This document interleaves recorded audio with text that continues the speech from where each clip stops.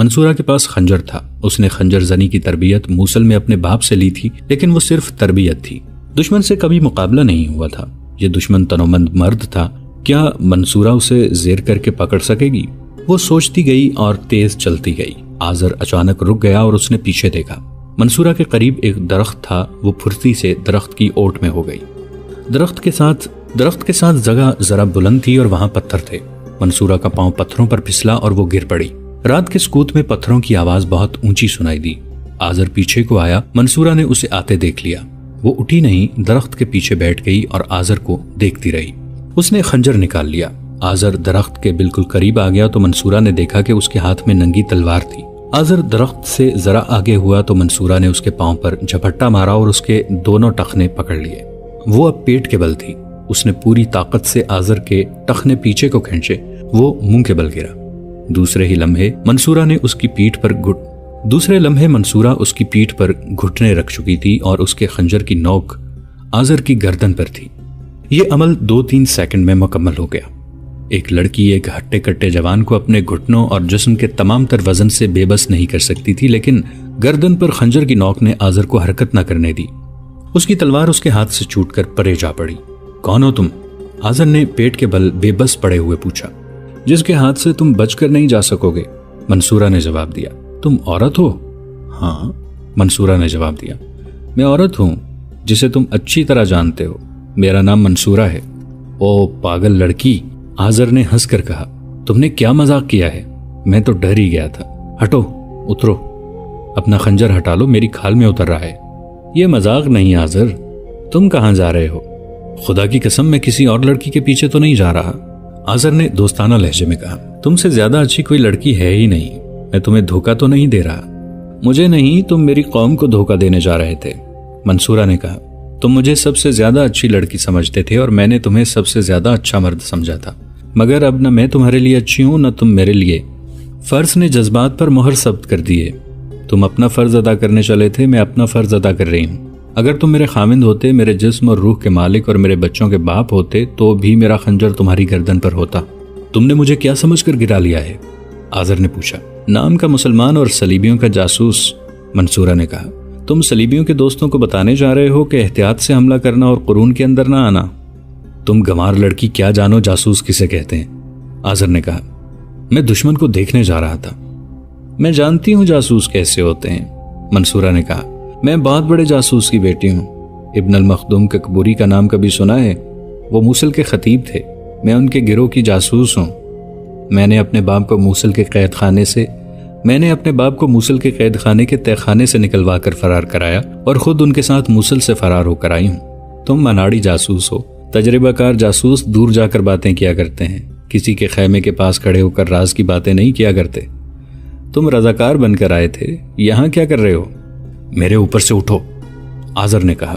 خنجر ہٹاؤ، میں ایک ضروری بات کرنا چاہتا ہوں. تمہاری زبان آزاد ہے، منصورہ نے کہا. کہو، ضروری بات کہو، میں سن رہی ہوں. آذر خاموش ہو گیا. اس کا جسم بے حس ہو گیا. اس نے ماتھا زمین سے لگا دیا. منصورہ کے سامنے اب یہ مسئلہ آ گیا کہ اسے باندھے کیسے اور وہاں سے کس طرح لے جائے. اگر اسے قتل کرنا ہوتا تو اس کے لیے مشکل نہیں تھا. وہ اسے زندہ سلطان ایوبی کے پاس لے جانا چاہتی تھی. چونکہ وہ خود جاسوس کے گروہ کے ساتھ رہ چکی تھی، اس لیے جانتی تھی کہ جاسوسوں کو زندہ پکڑا جاتا ہے. اسے یہ خیال آیا کہ ارد گرد کہیں اپنے سپاہی ہوں گے. اس نے بڑی ہی بلند آواز سے کہا، کوئی ہے تو پہنچو، آؤ آؤ. پھر اس نے آہو یا آؤ کی آوازیں بلند کی. آذر جو بے حس ہو گیا تھا اچانک اتنی زور سے اچھلا کہ منصورہ جو اس کی پیٹھ پر گھٹنے دبا کر بیٹھی ہوئی تھی لڑک کر ایک طرف جا پڑی. آذر تلوار کی طرف لپکا. منصورہ نے بجلی کی تیزی سے اٹھ کر آذر کو پیچھے سے اتنی زور سے دھکا دیا کہ وہ آگے کو گرا. منصورہ نے تلوار اٹھا لی. آذر دوڑ پڑا. اس کے لیے مقابلہ کرنے کی بجائے نکل بھاگنا زیادہ ضروری تھا. منصورہ شور مچاتے اس کے پیچھے دوڑی. اس کے پاؤں میں بلا کی تیزی آ گئی تھی. دور کہیں گشتی سنتری گشت کر رہے تھے. انہیں منصورہ کا واویلا سنائی دیا تو دوڑے آئے. آگے ندی تھی. آذر کو رکنا پڑا. منصورہ پہنچ گئی اور دونوں سنتری بھی پہنچ گئے. آذر نے ندی میں چھلانگ لگا دی. منصورہ چلائی، جانے نہ دینا، جاسوس ہے، زندہ پکڑو. سنتری بھی ندی میں کود گئے اور آذر کو پکڑا اور آذر پکڑا گیا. اسے باہر لائے، لیکن ایک لڑکی کو دیکھ کر وہ غلط فہمی میں مبتلا ہو گئے۔ وہ سمجھے کہ یہ کوئی اور گڑبڑ ہے۔ ان کے پوچھنے پر منصورہ نے انہیں بتایا کہ وہ کون ہے اور محاذ پر کس طرح پہنچی ہے، اور یہ آدمی رضاکار بن کے آیا ہے لیکن مشتبہ ہے، اسے سلطان صلاح الدین ایوبی کے پاس لے چلو۔ سنو میرے دوستو، آذر نے سنتریوں سے کہا، تمہیں یہاں کیا ملتا ہے؟ چند سکوں اور دولت کی روٹی کی خاطر مرنے آئے ہو؟ میرے ساتھ چلو، شہزادے بنا دوں گا، اس جیسی لڑکیوں کے ساتھ شادی کراؤں گا، دولت سے مالا مال کر دوں گا۔ ہم تمہارے ساتھ چلیں گے، ایک سنتری نے کہا۔ پہلے تم ہمارے ساتھ چلو، تم بھی چلو لڑکی، وہاں جا کر دیکھیں گے کہ یہ جاسوس ہے یا تم بھی جاسوس ہو، یا دونوں ادھر بدماشی کے لیے آئے تھے۔ سلطان ایوبی کے خیمے سے تھوڑی ہی دور حسن بن عبداللہ کا خیمہ تھا۔ سنتری آذر اور منصورہ کو اپنے کمانڈر کے پاس لے گئے۔ کمانڈر انہیں حسن بن عبداللہ کے پاس لے گیا، اسے جگایا اور آذر کو اس کے حوالے کر دیا۔ منصورہ نے حسن بن عبداللہ کو تمام تر رویداد سنا دی، تعاقب کی تفصیل بھی سنائی۔ حسن بن عبداللہ نے منصورہ کو غور سے دیکھا اور پوچھا، تمہارا چہرہ میرے لیے اجنبی نہیں، تم شاید موصل سے فرار ہو کر آئی تھی۔ تمہارے ساتھ موصل کے خطیب ابن المختوم بھی تھے، میں ان کی بیٹی ہوں۔ منصورہ نے کہا، تم نے میری حیرت ختم کر دی ہے۔ حسن بن عبداللہ نے کہا، ہماری لڑکیاں تم سے زیادہ دلیر ہو سکتی ہیں، لیکن یہ ذہانت کم ہی پائی جاتی ہے جس کا مظاہرہ تم نے کیا ہے۔ مجھے محترم والد نے تربیت دی تھی، منصورہ نے کہا۔ میرے کانوں میں صرف 2 جملے پڑے اور میں سمجھ گئی کہ یہ کیا معاملہ ہے۔ آذر کی جامہ تلاشی لی گئی، اس سے کاغذات برآمد ہوئے، ان پر نشان لگے ہوئے تھے جو سلطان ایوبی کی فوج کی پوزیشنیں ظاہر کرتے تھے۔ کاغذوں پر ٹیڑھی ٹیڑھی لکیریں تھیں، یہ قرون حماد کا خاکہ تھا۔ صاف معلوم ہوتا تھا کہ سلطان ایوبی کا مکمل دفاعی پلان دشمن کے پاس جا رہا تھا۔ آذر بھائی، حسن بن عبداللہ نے آذر کو کاغذات دکھاتے ہوئے کہا، ان کے بعد کسی شک کی گنجائش رہ گئی ہے تو بتا دو، پھر میں تمہیں آزاد کر دوں گا۔ اگر بے گناہ ہو تو بولو، مجھے یقین دلاؤ تم مسلمان ہو۔ خدائے ذوالجلال کی قسم، حسن بن عبداللہ نے اس کے منہ پر سیدھا گھونسا اس قدر زور سے مارا کہ آذر کئی قدم پیچھے پیٹ کے بل گرا۔ حسن نے دھیمی مگر قہر آلود آواز میں کہا، جاسوسی کافروں کی کرتے ہو اور قسم ہمارے خدا کی کھاتے ہو؟ میں تم سے یہ نہیں پوچھ رہا کہ تم جاسوس ہو یا نہیں، میں یہ پوچھ رہا ہوں کہ یہاں تمہارے جتنے ساتھی ہیں ان کے نام بتاؤ اور بتاؤ کہ وہ کہاں کہاں ہیں۔ میں مسلمان ہوں، آذر نے التجا کی، سب کچھ بتا دوں گا، مجھے بخش دو، میں اگلی صف میں لڑوں گا، پہلے میرے سوال کا جواب دو۔ حسن بن عبداللہ نے کہا، اب تم مجھ پر اپنی کوئی شرط نہیں ٹھون سکتے۔ وہ ہٹ کا پکا معلوم ہوتا تھا، بولا، میں اکیلا ہی ہوں۔ اس لڑکی نے تمہارے خیمے میں جس دوسرے آدمی کی باتیں سنی تھیں وہ کون تھا؟ میں نے اسے پہچانا نہیں تھا، آذر نے جواب دیا، وہ اندھیرے میں آیا اور اندھیرے میں چلا گیا تھا۔ حسن بن عبداللہ نے اپنے 2 آدمیوں کو بلایا اور کہا، اسے لے جاؤ اور پوچھو کہ اس کے ساتھی کون ہیں اور کہاں ہیں۔ اس نے منصورہ سے کہا، تم جا کر سو جاؤ، فجر کی نماز کے بعد تمہیں بلائیں گے۔ سلطان ایوبی جب فجر کی نماز پڑھ کر آئے تو حسن بن عبداللہ ان کے ساتھ تھا۔ اس نے سلطان ایوبی کو بتایا کہ خطیب ابن المختوم کی بیٹی نے رات ایک جاسوس پکڑا ہے۔ اس نے سارا واقعہ سنایا تو سلطان ایوبی نے کہا، اسلام کی بیٹیوں کا یہی کردار تھا، اگر ہم نے اپنے کلمہ گو دشمنوں کو خون سے لکھا ہوا سبق نہ پڑھایا تو وہ قوم کی بیٹیوں کا کردار ختم کر دیں گے۔ وہ جاسوس کہاں ہے؟ ابھی آپ اسے نہ دیکھیں، حسن بن عبداللہ نے کہا، میں اس کا سینہ خالی کر لوں تو اسے آپ کے پاس لے آؤں گا۔ خوبرو جوان ہے، اپنے آپ کو دمشق کا باشندہ کہتا ہے، یہاں رضاکار بن کے آیا تھا۔ اس وقت آذر ایک درخت کے ٹہن کے ساتھ الٹا لٹکا ہوا تھا، اس کا سر زمین سے 1.5 گز اوپر تھا، نیچے انگارے دہک رہے تھے۔ ایک سپاہی تھوڑی تھوڑی دیر بعد آگ میں کچھ پھینکتا تھا جس کے دھوئیں سے آذر تڑپتا اور کھانستا تھا۔ حسن بن عبداللہ نے اسے نیچے اتروا دیا، اس کی آنکھیں سوج گئی تھیں، سارا خون چہرے پر آ گیا تھا، وہ کھڑا نہ رہ سکا، تھوڑی دیر غشی کی حالت میں زمین پر پڑا رہا، اس کے منہ میں پانی ٹپکایا گیا۔ اس نے آنکھیں کھولی تو حسن بن عبداللہ نے کہا، یہ بسم اللہ ہے، نہیں بولو گے تو تمہارا ایک ایک جوڑ الگ کیا جائے گا۔ اس نے پانی مانگا۔ حسن بن عبداللہ نے کہا، دودھ پلاؤں گا، میرے سوال کا جواب دو۔ اور اس نے ایک سپاہی سے کہا، دودھ لے آؤ اور ایک گھوڑا اور ایک رسا بھی لے آؤ، رسا اس کے پاؤں کے ساتھ باندھ کر گھوڑے کے ساتھ باندھ دو۔ آذر نے 2 نام بتا دیے، یہ دونوں رضاکار تھے، ان میں رات والا آدمی بھی تھا۔ اس نے دمشق کے اڈے کی نشاندہی بھی کر دی۔ حسن بن عبداللہ نے اسی وقت دونوں رضاکاروں کو پکڑنے کا حکم دے دیا اور آذر کو سلطان ایوبی کے پاس لے گیا۔ کہاں کے رہنے والے ہو؟ سلطان ایوبی نے پوچھا۔ دمشق کا۔ کس کے بیٹے ہو؟ آذر نے ایک جاگیردار کا نام بتایا۔ میں شاید اسے جانتا ہوں، سلطان ایوبی نے کہا۔ وہ دمشق میں ہے؟ جب الملک صالح کی فوج دمشق سے بھاگی تھی تو وہ بھی حلب چلا گیا تھا اور تمہیں جاسوسی کے لیے پیچھے چھوڑ گیا تھا، سلطان ایوبی نے کہا۔ میں خود ہی دمشق میں رہ گیا تھا، آذر نے کہا۔ میرے باپ نے ایک آدمی کے ہاتھ حلب سے پیغام بھیجا تھا کہ میں جاسوسی کروں، مجھے پوری ہدایات ملی تھیں۔ اس نے ہاتھ جوڑ کر سلطان ایوبی سے التجا کی۔ میں مسلمان ہوں، مجھے میرے باپ نے گمراہ کیا تھا، مجھے اپنے ساتھ رکھ لیں، میں اس گناہ کا کفارہ ادا کر دوں گا۔ اللہ تمہارے گناہ معاف کرے۔ سلطان ایوبی نے کہا، میں اللہ کے قانون میں دخل نہیں دے سکتا، میں صرف یہ دیکھنا چاہتا تھا کہ وہ کون سا مسلمان مرد ہے جس کے ہاتھ سے ایک عورت نے تلوار گرائی اور اسے پکڑ لیا ہے۔ تم نے یہاں کیا کیا دیکھا ہے؟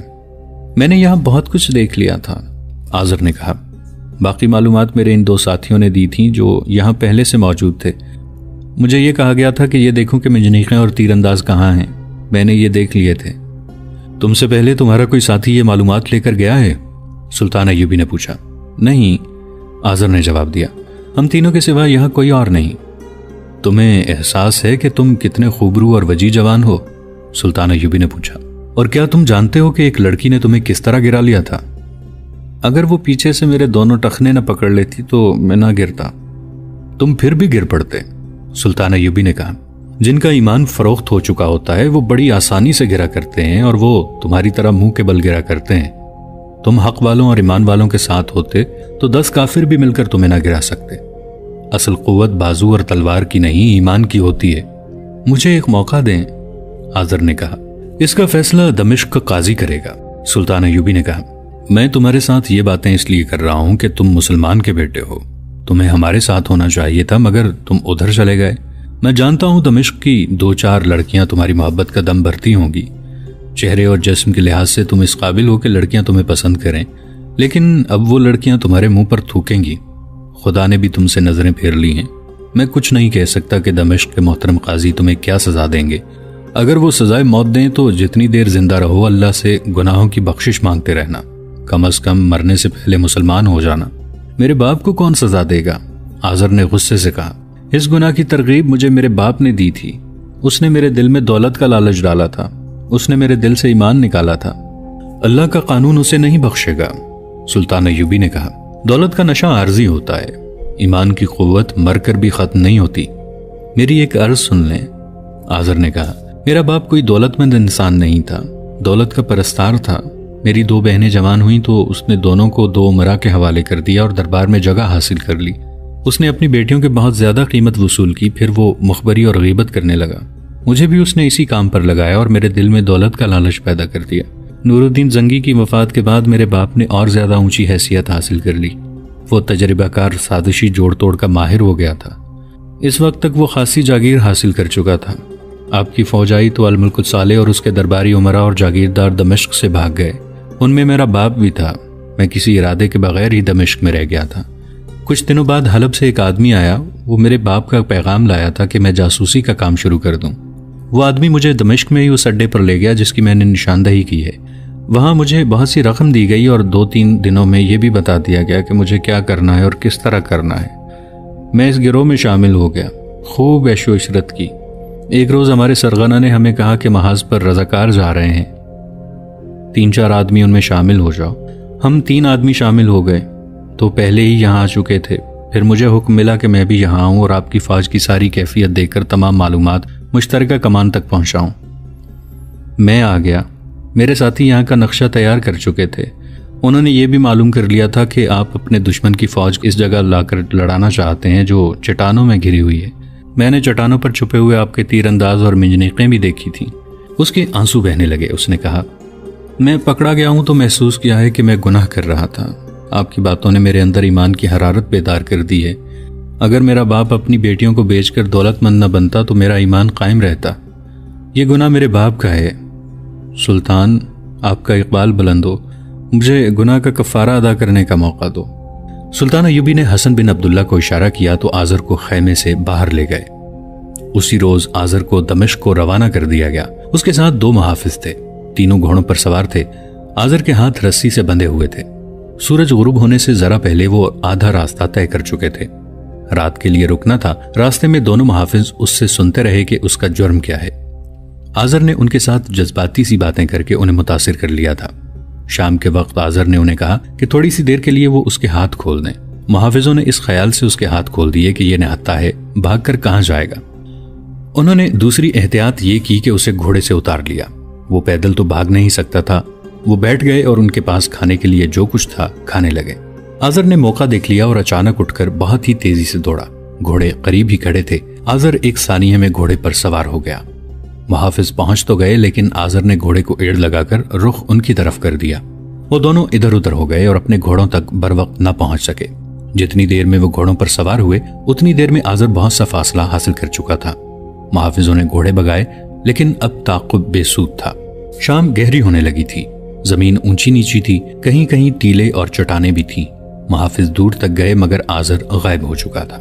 دوسرے دن دونوں محافظ سر جھکائے ہوئے، شکست خوردہ اور بری طرح تھکے ہوئے حسن بن عبداللہ کے پاس پہنچے۔ ایک نے کہا، ہمیں گرفتار کر لیں، قیدی بھاگ گیا ہے۔ انہوں نے یہ بھی بتا دیا کہ قیدی کے کہنے پر انہوں نے اس کے ہاتھ کھول دیے تھے۔ حسن بن عبداللہ نے انہیں حراست میں لے لیا لیکن گھبراہٹ سے اس کا پسینہ نکل آیا کیونکہ آذر معمولی قسم کا قیدی نہیں تھا۔ وہ سلطان ایوبی کا سارا پلان اپنے ساتھ لے گیا تھا۔ فتح و شکست کا دار و مدار اس پلان پر تھا۔ حسن بن عبداللہ سلطان ایوبی کو بتانے سے ڈر رہا تھا کہ پکڑا ہوا جاسوس ہاتھ سے نکل گیا ہے اور اپنے سارے منصوبے بیکار ہو گئے ہیں۔ چھپانا بھی ٹھیک نہیں تھا۔ سلطان ایوبی کو جب حسن بن عبداللہ نے بتایا کہ قیدی بھاگ گیا ہے تو سلطان کے چہرے کا رنگ بدل گیا۔ کتنی ہی دیر ان کی زبان سے ایک لفظ نہ نکلا۔ اٹھ کر خیمے میں ٹہلنے لگے۔ اس دور کا ایک وقائے نگار اسد الاسدی لکھتا ہے، سلطان ایوبی انتہائی خطرناک صورتحال میں بھی گھبراتے نہیں تھے، لیکن اس جاسوس کے بھاگ جانے کی خبر سن کر ان کے چہرے سے خون غائب اور آنکھیں بے نور ہو گئیں۔ خیمے میں ٹہلتے ٹہلتے وہ رک گئے اور آسمان کی طرف دیکھ کر بولے، خدائے ذوالجلال، کیا یہ اشارہ ہے کہ میں یہاں سے واپس چلا جاؤں؟ کیا تیری ذات باری نے میرے گناہ بخشے نہیں؟ میں نے کبھی ہتھیار نہیں ڈالے تھے، کبھی پسپا نہیں ہوا تھا۔ پھر ان کی آواز رندھیا گئی۔ انہیں شاید غیب کا کوئی اشارہ مل جایا کرتا تھا جو اس موقع پر بھی ملا۔ انہوں نے حسن بن عبداللہ سے کہا، ان دونوں سپاہیوں کو زیادہ سزا نہ دینا۔ سزا سے بچنے کے لیے وہ مفرور ہو سکتے تھے لیکن وہ تمہارے پاس آ گئے۔ انہیں غلطی کی سزا ضرور دینا، نیک نیتی اور سچ بولنے کا صلہ بھی ضرور دینا۔ سالاروں کو بلاؤ۔ ان کے چہرے پر رونق اور آنکھوں میں چمک اود کر آ گئی۔ 3 سالار آ گئے۔ سلطان ایوبی نے ان سے کہا، وہ جاسوس بھاگ گیا ہے جس کے پاس دفاعی منصوبہ تھا۔ اس نے جو نقشے بنائے تھے وہ ہمارے پاس رہ گئے ہیں۔ اس نے اپنی آنکھوں سے بہت کچھ دیکھ لیا تھا اور اسے یہ بھی معلوم ہو گیا تھا کہ ہم دشمن کو کہاں لا کر لڑانا چاہتے ہیں۔ بھاگنے والے کے 2 ساتھی ابھی بھی ہمارے پاس ہیں۔ حسن بن عبداللہ انہیں ابھی یہیں رکھنا چاہتا تھا۔ اب ہمارے لیے صورت یہ پیدا ہو گئی ہے کہ ہم نے دشمن کے لیے جو پھندا تیار کیا تھا وہ بیکار ہو گیا ہے۔ وہ اب قرون کے اندر نہیں آئے گا۔ ہو سکتا ہے وہ ہمیں محاصرے میں لے لے اور ہماری رسد کا راستہ روک لے۔ مجھے مشورہ دو کہ ہم اپنا منصوبہ بدل دیں یا اسی پر قائم رہیں۔ تینوں سالاروں نے اپنے اپنے مشورے دیے جو ایک دوسرے سے مختلف تھے۔ صرف اس بات پر تینوں متفق تھے کہ پلان بدل دیا جائے۔ سلطان ایوبی نے اتفاق نہ کیا اور کہا کہ پلان بدلنے کے لیے وقت چاہیے۔ خطرہ یہ ہے کہ اس دوران دشمن نے حملہ کر دیا تو ہمارے لیے مشکل پیدا ہو جائے گی۔ کھلی جنگ لڑنے کے لیے فوج کم تھی، لہٰذا فیصلہ یہ ہوا کہ پلان میں کوئی تبدیلی نہ کی جائے۔ اس کی بجائے چھاپا ماروں کو حکم دیا گیا کہ وہ وسیع پیمانے پر شب خون ماریں اور وہ دشمن کی مشترکہ کمان کے مرکز اور تینوں فوجوں کے مرکزوں پر زیادہ شب خون ماریں۔ رسد کے راستے کو اور زیادہ محفوظ کر لیا جائے۔ انہوں نے چھاپا ماروں کے سالار سے کہا کہ وہ اپنے اس دستے کو لے آئے جسے مٹکے توڑنے کا کام سونپا گیا تھا۔ سالار نئے احکام لے کر چلے گئے۔ سلطان ایوبی نے یہ احکام خود اعتمادی سے دیے تھے لیکن وہ بہت پریشان تھے۔ انہیں پورا یقین تھا کہ بھاگنے والے جاسوس نے ان کا سارا پلان تباہ کر دیا ہے اور اب معلوم نہیں کیا ہوگا۔ کچھ دیر بعد 12 چھاپا ماروں کا ایک جیش ان کے سامنے لایا گیا۔ صلیبیوں نے حلب والوں کو آتش گیر مادے کے جو مٹکے بھیجے تھے وہ میدان جنگ میں لائے گئے تھے۔ سلطان ایوبی کے جاسوسوں نے یہ ذخیرہ دیکھ لیا تھا۔ انہوں نے کہا تھا کہ جب دشمن حملہ کرے تو یہ ذخیرہ تباہ کر دیا جائے۔ اس کے لیے 12 جانباز اور جنونی قسم کے چھاپا مار منتخب کیے گئے اور انہیں سلطان ایوبی کے سامنے لایا گیا۔ انہوں نے دیکھا اور ایک چھاپا مار کو دیکھ کر مسکرائے اور بولے، انتانون، تم اس جیش میں آ گئے ہو؟ مجھے اس جیش میں آنا چاہیے تھا۔ انتانون نے کہا، میں نے آپ سے کہا تھا کہ میں اپنے گناہ کا کفارہ ادا کروں گا۔ میرے عزیز دوستو، سلطان ایوبی نے چھاپا ماروں سے کہا، تم نے کہاں کہاں قربانیاں نہیں دیں، لیکن اب مذہب اور ملت کی آبرو تم سے بہت بڑی قربانی مانگ رہی ہے۔ دوستو، آج کے لیے اتنا ہی۔ اسی کہانی کی اگلی قسط کے ساتھ بہت جلد حاضر ہوں گے۔ نیچے کامنٹ سیکشن میں اپنی رائے کا اظہار ضرور کیجیے گا۔ ہمارے اس چینل کو سبسکرائب کر کے نیچے موجود بیل آئیکن کو بھی ضرور کلک کیجیے گا۔ اگلی ملاقات تک کے لیے ہمارا اور آپ کا اللہ نگہبان۔